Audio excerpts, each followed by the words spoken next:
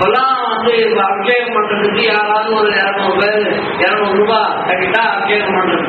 நாங்களே விறகு ஏற்பாடு பண்ணிக்கணும், நாங்களே அரிசி பருப்பு வைத்தாங்க, சக்கரை பொங்கல் அதெல்லாம் ஏற்பாடு பண்ணணும்.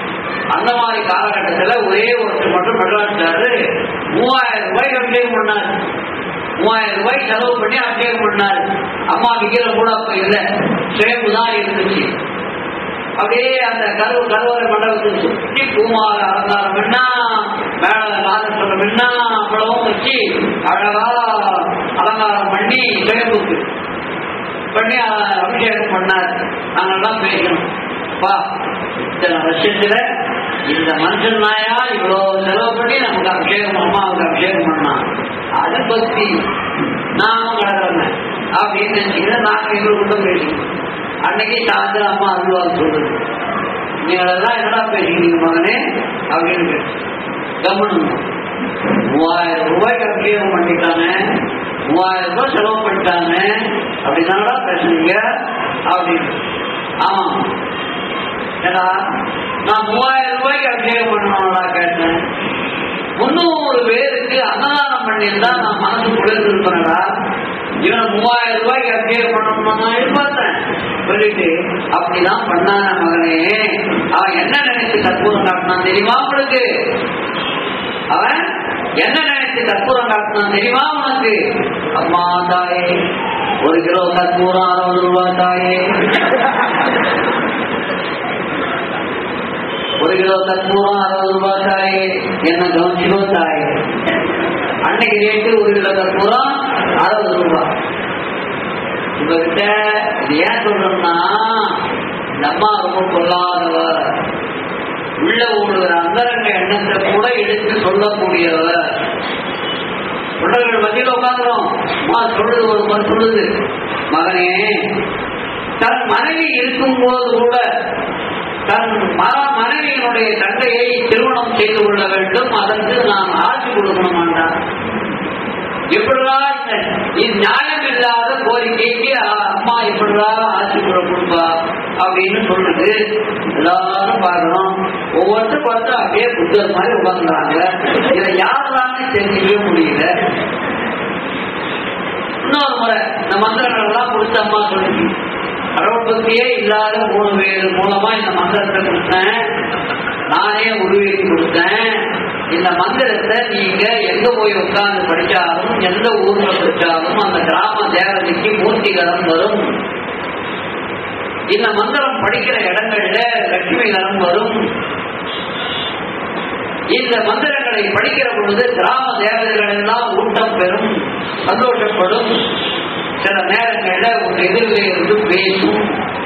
அப்படிலாம் சொல்லிச்சு. இந்த 1008 மந்திரங்களை முதல் அறிமுகப்படுத்துற போது அதை கேட்டது என்ன பண்ணாரு, ஒருத்தர் ரொம்ப சின்சியரா அந்த கல்லூரிக்கு பின்னால 5 அங்க உட்காந்துன்னு ஒழுங்கா படிக்கணும் வந்தாரு. நாங்கெல்லாம் ஆரம்பத்துல ஒழுங்கெல்லாம் படிக்கணும், அதுக்கப்புறம் விட்டுட்டோம், முடியல. பாரியா அம்மாவுக்கு இந்த ஆள்தாயா செல்ல பிள்ளை, நாமும் கிடக்கிறோம் அப்படின்னு நினைச்சுன்னு ரொம்ப சிலாகிட்டு பேசிக்கணும். அன்னைக்கு சாயந்தரம் நாங்களும் உட்காந்துக்கிறோம், அவரும் உட்காந்துக்கிறாரு. எதுக்காக மந்திரம் படிக்கிறான்னு அம்மா போட்டு உடைச்சு, மகனே எல்லாருக்கும் நல்லது விளையணும்னு நான் மந்திரத்தை கொடுத்துட்டா நீ என்ன பண்ற, என் எதிரி அழியணும்னு நினைச்சு படிக்கிற, என் எதிரி அழியணும்னு நினைச்சு படிக்கிற, படிக்காதராக சொல்லலாம். உன் எதிரி அழியணும்னு நினைச்சு படிச்சா படிக்காதரா மகனே. இந்த மந்திரத்தை நல்லதுக்காக கொடுத்துருக்கா, அப்பதான் சரி எந்த லட்சத்துல மந்திரம் படிச்ச. இப்படி அப்பப்போ அம்மா இப்படி வாங்கணும். அம்மா சொல்றா, அது அதுபடி நடக்கிறவங்க தான் இல்லை. எத்தனையோ கருத்துக்கள் சொன்னான். பரம்பொருளே நான் வந்திருக்கிறேன், என்னை முழுமையா சரணாகதி அடைகிறது அப்படின்னு சொல்றது யார் கேட்கறா? இப்படியா விளையாட்டுத்தனமாக எங்களுக்காக போய் ஒரு நவராத்திரி வந்து, நவராத்திரிக்கு போது லட்சார்த்தனைக்கு அப்பெல்லாம் ரொம்ப லிமிட்டான கூட்டம். நாங்க இருக்கிறது ஒரு 100 தொண்டர்கள் தான், 100 தொண்டர்களும் கம்மி. 3 ஷிப்ட் நவராத்திரி 1008 மந்திரம் படிக்கிறதுக்கு 3 ஷிப்ட் போட்டுக்கணும். 2 தரம் 2 ஷிப்ட் தாங்க. 3ஆம் ஷிப்ட்ல உட்கார்றதுக்கு தொண்டை வழி தாங்க முடியும்.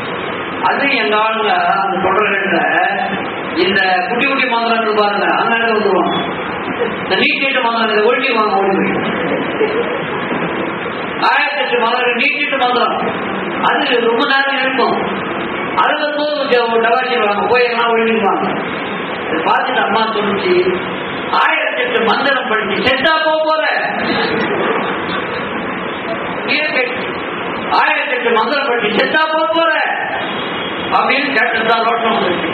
நாட்டிலிருந்து ஒழுங்கா படிப்போம் அப்படின்னு படிச்சு நவராத்திரி முடிகிற நேரத்தில் ஓணம் பார்க்கணும். புராயமலையார் சொன்னார். அவரை பார்த்து எல்லாரும் மந்திரம் படிக்கிறான், அவங்களுக்கு எல்லாம் பாராட்டு கையால பிரசாரம் வாங்கி கொடுறா அப்படின்னு சொல்லி அனுப்பிச்சு. அன்னைக்கு நவராத்திரி முடிகிறதுக்கு முன்னாடி என்ன பண்ணுவாங்கன்னா, இந்த வேப்பமரத்துல அந்த வேப்பமரத்தான இப்படி இப்படி இப்படி எல்லாம் சைக்கிள் போக்ஸ் மாதிரி வேப்பமரத்தை சுற்றி பட்டுக்கிறோம். எப்படி பட்டுக்கிறோம்? நான் தலையாணி எழுதப்போ சொல்ற சட்டையெல்லாம் கூட கிடையாது, துண்டு வேட்டி அவ்வளவுதான். மணலை அப்படியே தலையாணி மாதிரி தூக்கி வச்சுட்டு அது மேல பள்ளி பார்க்கடலில் பள்ளி ஓட்ட 14 மாதிரி ஒவ்வொருத்தரும் சாஞ்சி ரெஞ்சு எடுத்துக்கணும். எங்க வேப்பமரத்துக்கு அப்போ அடிகளார் சுற்றி வந்தார். வேப்பமரத்தை சுற்றணும்னு வந்தார் போது, வேப்பமரத்தை சுற்றணும்னு வந்தார போது எனக்கு தெரியாது. அப்பெல்லாம் அடிகளாரு அம்மான்றதுதான் ஒரு மரமணிக்கு எட்டல. அப்போ என்னக்கா ரொம்ப டயர்டா இருக்கா? ஆமாங்க ஆமாங்க அப்படி படுத்தணும். பாம்பு பிடிச்சாரு. அன்னைக்கு மறுநாள் அம்மா பொண்ணு கூப்பிட்டு அனுபவம் சொல்லு, வேண்டாம் மகனே, உங்களுக்கு ஓய்வு எடுக்கிறதுக்குன்னா வேற இடம் தெரியலையா? வேற இடம் இல்லையா?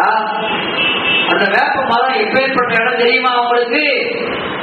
அதுக்கு எத்தனை பேர் இருக்கிறாங்க தெரியுமா உங்களுக்கு? உங்களை நான் சுற்றி கொண்டு வர வேண்டுமானான்னு கேட்டு, உங்களை நான் சுற்றி கொண்டு வர வேண்டுமானான்னு கேட்டுட்டு புள்ளி வச்சுடுவேன் ஜாக்கிரதை. எல்லாம் அரண்டு போயிட்டோம். உடனே நாளைக்கு பாராட்டையாரு எல்லாரும் வந்து பிரசாதம் வாங்கிக்க, நான் கூப்பிட சொல்லிட்டு கூடாதுன்னு உணவாக சொல்றாங்க. அண்ணன் இன்னைக்கு அம்மா வாங்கிடுச்சு, புள்ளி வச்சுக்கணும்னு சொல்லிடுச்சு, நாங்க தப்பு பண்ணிட்டோம், வேப்பமரத்தாண்ட படுத்தது தப்பு, அடிகளார் வரும்போது அது நாங்க எழுதுறதுக்காக போனது தப்பு, புள்ளி வச்சுக்கணும்னு சொல்லிடுச்சு, பயமா இருக்குது, எனக்கு பிரசாதம் வேணாம், அம்மா வாயிலாக மன்னிச்சுட்டேன்னு ஒரு வார்த்தை வாங்கிடு அப்படின்னு தூது அனுப்பிச்சோம். அவருக்கு அவர் மூலமா அவர் அம்மாட்ட மன்னிப்பு கேட்க வைக்கிறதுனால அவர்கிட்ட சொன்னோம், அம்மா அன்னைக்கு அருள்வாத கேள்வி என்னடா பிரசாதம் இல்லையா அப்படின்னு கேள்வி.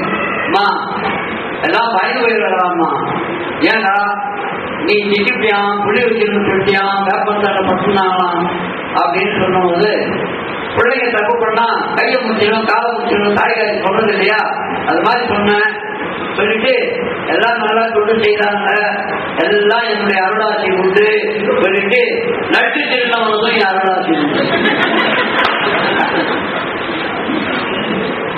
வேப்பமரத்தான பட்டத்திற்கு ஒரு மன்னிப்பு கேட்டு அதுல இருந்து முடிச்சு விடலாம்னு பார்த்தா, நட்டு திருநவன் யாருன்னு பார்த்தா எல்லாம் அப்படியே சித்தர்கள் மாதிரி உட்காந்துக்கிறாங்க.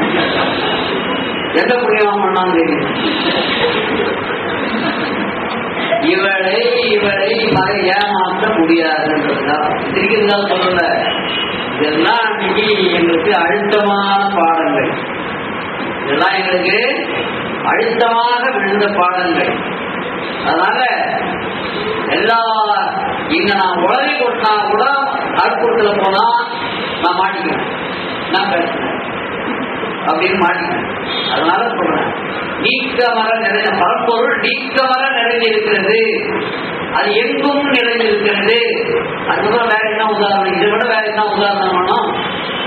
எங்கேயோ பேசிக் கொண்டதை எடுத்துக்கொள்றா, மாதவரத்துல எங்கேயோ நடித்ததை எடுத்துக்கொள்றா. இவரை அறியாம எதுவும் நடக்காது. ஆகினால படத்து முன்னாலே இருந்து நீங்க அழுதா கூட அம்மாவுக்கு தெரியும். இந்த அனுபவத்தை நீங்க நினைச்சு. ஆகையினால அம்மா எத்தனையோ விளையாட்டு விளையாடணும். ஒரு முறை சென்னையில இருந்து சில பிராமண பெண்மணிகள் எல்லாம் வந்தாங்க. மதுராந்தகம் போனாங்க. ஏரிகாத்த ராமர் கோயில் போய் தரிசனம் பண்ணிட்டு வந்தாங்க. அவங்களுக்கு இந்த கோயிலை பார்த்தோம்னா ஒரு பெருமையா தெரியல. ஸ்ரீரங்கம் கோயில்லாம் 7 மதில் இருக்குது, திருவண்ணாமலை கோயில்லாம் பெரிய மதில் இருக்குது, கோபுரம் இருக்குது, இல்லையா? இது சாதாரண ஒரு கூரை கொண்டாயம் ஏதோ இருக்குது, இந்த பாட்டுக்கு எதுவும் இல்லை, நம்ம கிளம்பலாமா அப்படின்னு பேசிக்கினாங்க. அந்த நேரத்தில் அடிகளார் வந்துட்டார். சவுப்படி கட்டிக்கிட்டு ஈர துணி கட்டிக்கிட்டு கோயில் சுற்றுறாரு. சரி ஏதோ பூஜை நடக்கும் போது பார்த்துட்டு போகலாமேன்னு எல்லாம் இருந்தாங்க. ஒரு வரிசையில ஆண்கள் அந்த பேரக்காடு பக்கம் இருப்பாங்க, அந்த பக்கம் ஆண்கள், இந்த பக்கம் பெண்கள் எல்லாம் பார்த்துட்டு இருந்தாங்க.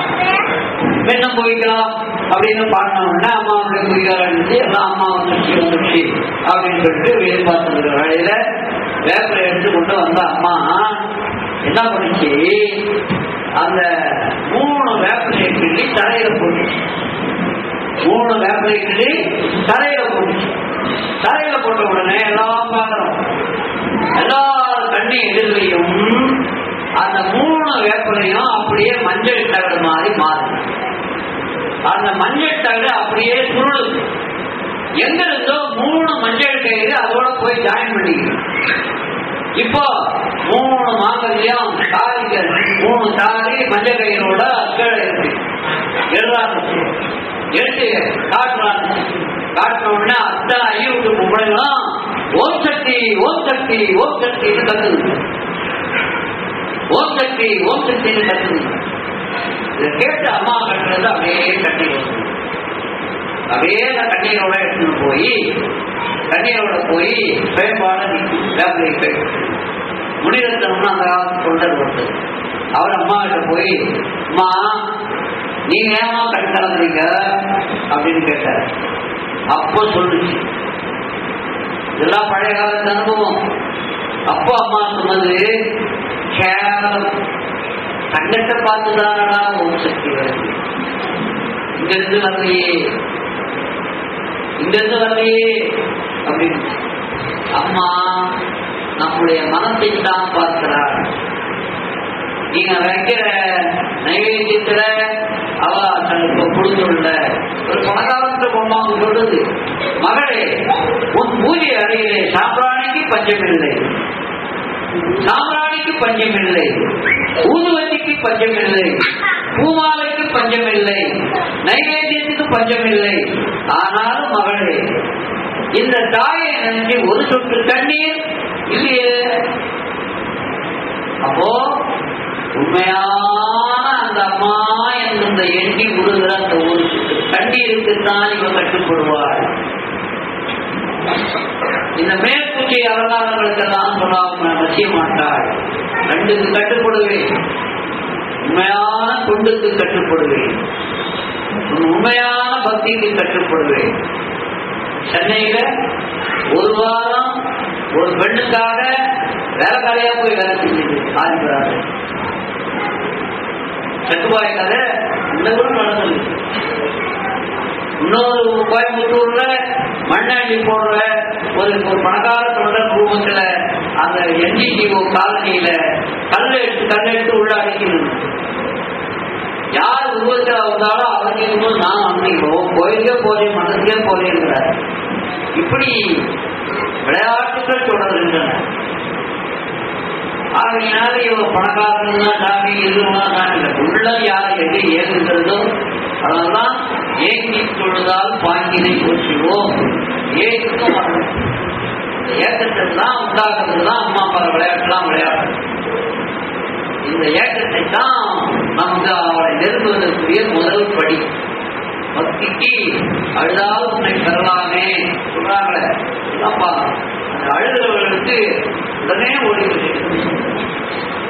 பெண்களுக்கு பேராஜை பெண்மணிக்கு சொல்லிச்சு, அம்மா புரோசரா இருக்காங்க உங்களுக்கு சொல்றதா சொல்ற மகளே, எத்தனையோ பெண்கள் வீட்டிலே நடக்கின்ற கொடுமைகளுக்கு விடிவு காண முடியாதபடி தங்கள் கூறலை வைத்து எடுத்து கொட்டிக் கொள்ளவும் வசதி இல்லாமல் வாய்ப்பு இல்லாமல் கூறிக்கொண்டிருக்கிறார்கள். மகளே அவங்களுக்கெல்லாம் போய் சொல்லு, அம்மா வந்திருக்கிறேன்னு சொல்லு, முடிஞ்சா என் மண்ணுக்கு வர சொல்லு, முடியலையா என் படத்து மட்டை வச்சு ஒரு பாட்டம் அழுது தீக்க சொல்லு. அந்த படத்திலேயே நான் எல்லாம் ஒரு உயிர்ப்பு கொடுத்து வச்சிருக்கேன். அதனால இது சாதாரண படம் என்று நினைக்காதீர்கள். இதெல்லாம் மாற்றம் எந்த அவதாரம் இப்படி வந்துச்சு விளையாடுச்சு எந்த அவதாரம் எல்லாம் விளையாடுச்சு, எந்த அவதாரம் இத்தனை பேருக்கு ஒரு அனுபவம் கொடுத்து மக்களை இழுத்தது. இது விஞ்ஞான யுகம், இது விஞ்ஞான யுகம். படிச்சு ஏதோ நாலு பிஏ எம்ஏ படிச்சுட்டு அதுல ஏதோ உலக இதெல்லாம் இருக்குன்னு நினைக்கிறது அறிவுவாக பேசிட்டு இருக்காங்க. அறிவுக்கு எட்டாவது எத்தனையோ அனுபவங்கள் இருக்கின்றன, அறிவுக்கு எட்டாவது அனுபவங்கள் எத்தனையோ இருக்கின்றன. அதெல்லாம் நம்ம படிச்சவர்களும் புரிஞ்சிக்கல. இன்னைக்கு இருக்கிற நமக்கு கஷ்டமே. இதை சொன்னா எப்படி நம்புவான்? அவன் வயிற்று வழி வந்தாதான் அவன் நம்புவான். தலைவலியும் திருவிலையும் தலை வந்தாதான் தெரியுன்ற மாதிரி பிரச்சனைகள் அழுத்துற போதுதான் ஐயோ உன் சக்தி, ஐயோ பெருமாளே, ஐயோ முருகா அப்பதான் நினைச்சு ஓடுறான். அதுக்கு முன்னாலே சொல்றான் வழிபாட்டு வா. பல பேர் உள்ள நம்ம மாடுகள்ல இருபடி போடுறதுக்கு கூட்டம் வந்தது தவிர வழிபாட்டுக்கு கூட்டம் வராது. அம்மா சொல்றாங்க, என்னதான் நீ என்கிட்ட வந்துட்டாலும் நீ செய்த பூஜா பலன் தகுந்த மாதிரிதான் பலன் கிடைக்கும். 2 பையன் வரலாம், 2 பேரும் அம்மா பாசமாக இருந்து கருணை காட்டுறது. அவன் வழிபாட்டுல தினம் தினம் வழிபாடு பண்றான், அவனுக்கு அந்த பலன் கொடுத்துதான் ஆகணும். நீ ஆடி ஒரு முறை அம்மாச்சி ஒரு வந்து மாலை போட்டு போற, கொஞ்சம் பால் கஞ்சி எடுத்துட்டு போற, அவன் தினம் வழிபாடு பண்றானா பூஜை பண்றானா அந்த பூஜைக்கு பலன் உண்டல்லவா. ஆகையினால நம்ம உங்கள்கிட்ட இருக்கிற ஒரு அறியாமல் என்னன்னா, நமக்கு குளிக்கிறதுக்கு